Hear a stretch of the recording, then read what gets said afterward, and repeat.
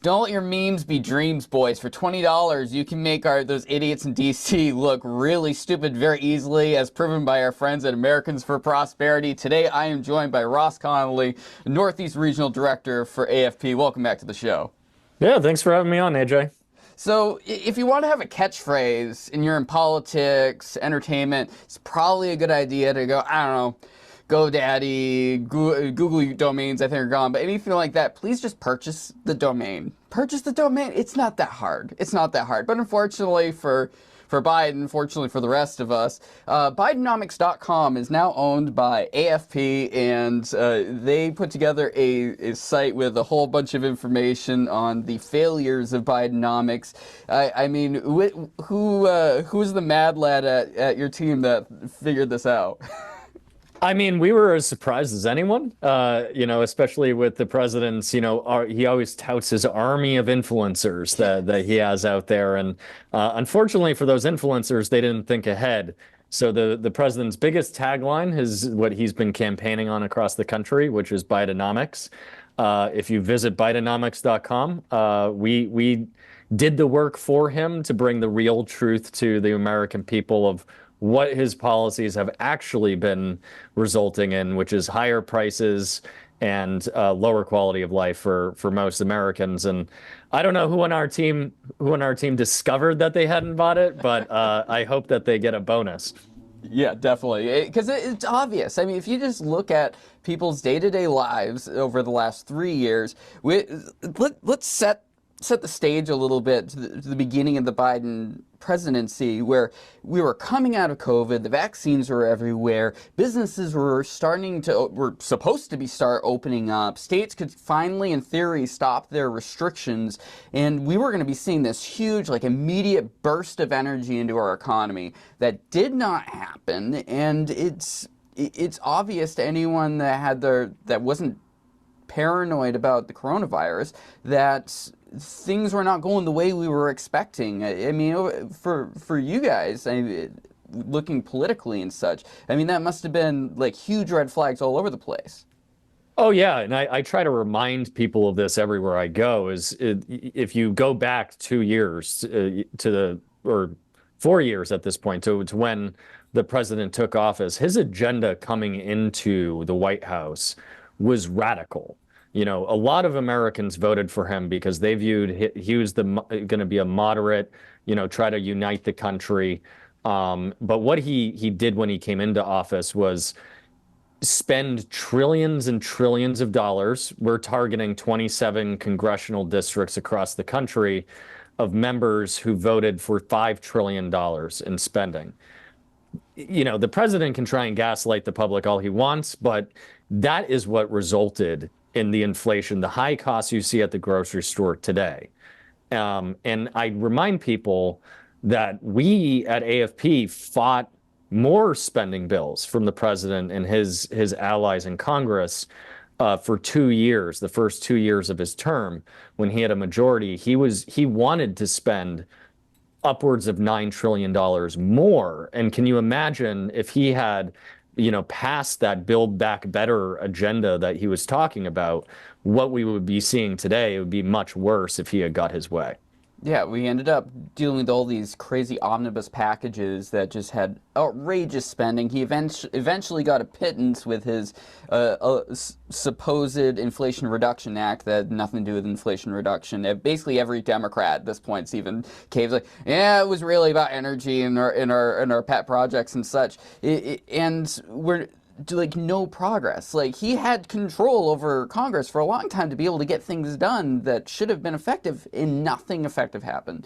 There was no support thrown to the states to start, like, let's start getting back to business as usual. And now we're in 2024, and we're talking, all the stats I've seen for 2019 versus now are still behind 2019. Like, he hasn't even caught up to where we were before, when we really could have, because of the nature of our country, exploded past all of this. I mean, it's the equivalent of, I was hoping it was the equivalent of, like, when we have foreign wars and we have all this energy thrown into the economy. This should have been the same exact thing. Crises should breed innovation and jumping ahead in technologies and business. And he didn't enable that in any way. No, not at all. And we've been saying, Bidenomics equals bad economics. But really, like what the president's economic agenda has been, it benefits his friends, his buddies, and screws the American people, screws the little guy. And that's what we're trying to really get that message out there for people to connect the dots between the policies and the high prices they're seeing at the cash registers. Um,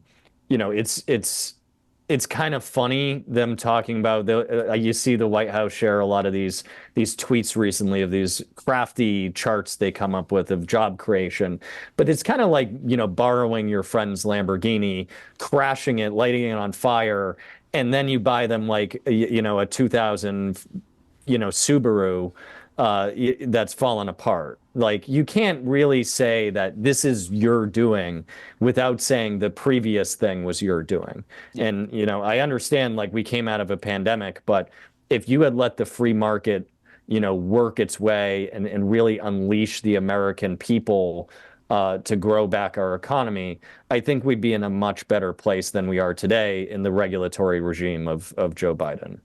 And I think the first 2 points on Bidenomics.com really are the key ones that people really need to consider. Because when we're talking around the primary season, there's all this discussion of like people are living pretty good, they're doing all right. It's like the restaurants are open, they're able to afford to go do things, but overall, there's huge declines in what people should be able to spend right now in order to enable businesses to be able to function. Yeah, yes, we have employment issues with the nature of we don't have enough people in New Hampshire to fill the jobs, and there's crises around that. But overall, I mean, this first point, it's always the rhetoric versus the reality on the site. First, from Joe Biden, quote, "We're bringing down prices across the board," end quote. In reality, cost of living is up 18% and climbing. Like the whole inflation debate over the last year has been like, we're bringing inflation down, we're bringing inflation down. It's like, yeah, month over month inflation's going down, but it's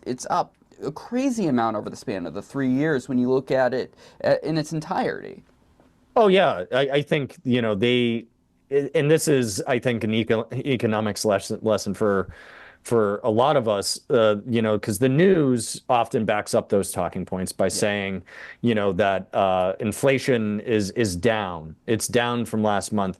But if you're at a 3%, 3.9% inflation rate, which I believe was the latest number, that's still increased. So you're still increasing inflation. Inflation is still going up at a 3.9% rate. It slightly went down from increasing. So it slowed down and then it went back up. I think there's a massive disconnect between, folks that, maybe you work on Wall Street or something, that Wall Street's been doing well. But when you go up, we had an event last week in Machiasport, Maine, which was right up by Nova Scotia. It's a forgotten part of America. It's the place that Joe Biden and his allies in Congress ignore. The plight of people in rural America and in hard places around the country.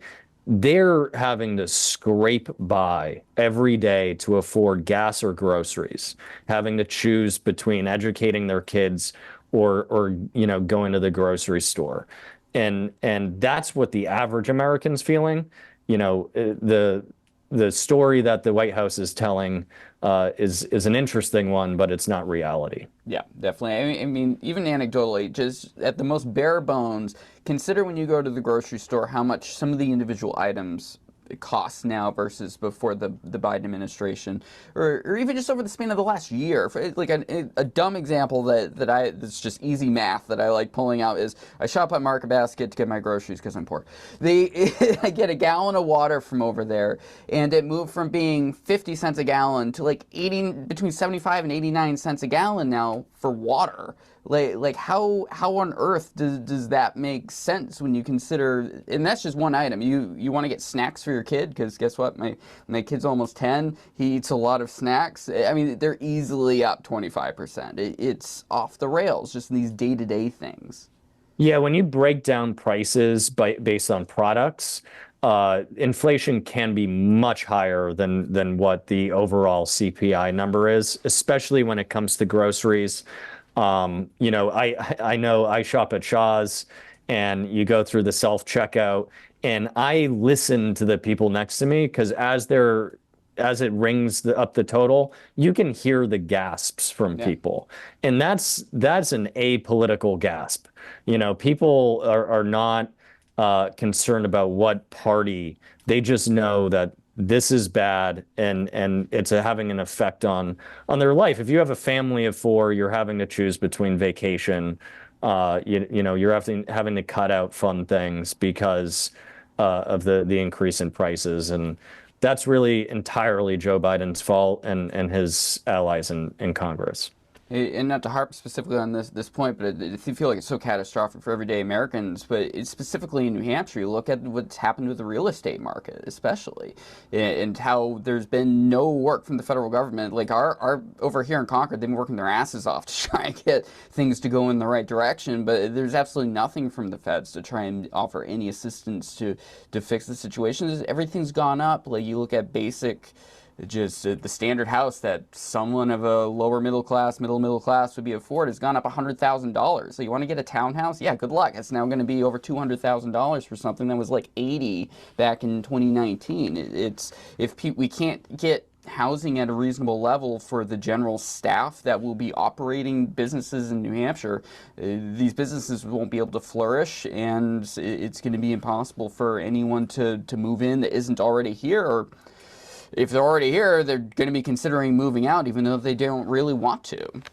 Yeah, I think, whether it's housing, whether it's food, whether it's, air travel, anything, it's having an effect on people. And I think it's going to be an interesting, election season, that's for sure, to see the White House try to spin this. But the fact of the matter is things like the Inflation Reduction Act, trillions of dollars went to giant companies that mostly didn't need it. They were recovering already from the pandemic. But subsidies for electric cars, which are really just subsidies for rich people or well-off people to buy new cars. It's totally opposite of what we should have been doing, which is empowering the middle class, empowering people to be able to climb that economic ladder by deregulating, cutting taxes, giving money back to the people instead of spending it on little pet projects that is, basically taken the U.S. dollar and lit it on fire. And while I have you on, I want to talk about the second one because I feel like it's just as important as the cost of everything is wages, which is the second point on here from Joe Biden. Quote, wages are up after being adjusted for inflation, end quote. And in reality, real wages and take-home pay are both down. And there are so many ways to dive into this, but what are some of the key points when it comes to that? I mean, the problem with wages, one of the main problems is wages haven't been able to even keep up with inflation. So inflation's been going up so drastically that they're not able to keep up people's wages.